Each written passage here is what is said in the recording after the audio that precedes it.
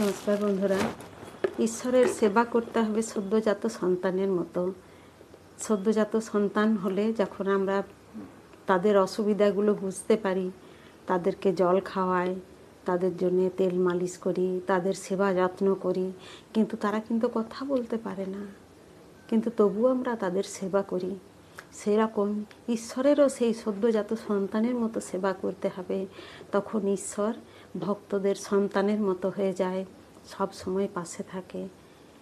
আর আমরা সংসারের জন্য অনেক কিছু করি। সারাদিনে 24 ঘন্টা মধ্যে 12 ঘন্টা, 14 ঘন্টা, 16 ঘন্টা সংসারের জন্য কাজ করি, কিন্তু 16টা মিনিটও আমরা ঈশ্বরকে দিতে পারি না। তাই বন্ধুদের সবাইকে বলবো, ঈশ্বরকে একদম নিজের সন্তানের মতো ভালোবাসো, সন্তানের মতো লালন পালন করো। দেখবে ঈশ্বরও কিন্তু তোমাদের নিজের মায়ের মতো করে ভালোবাসবে। তোমাদেরকে সংসারের আনন্দ, সুখ, শান্তি সব কিছু তোমাদের মধ্যে বিলিয়ে দেবে।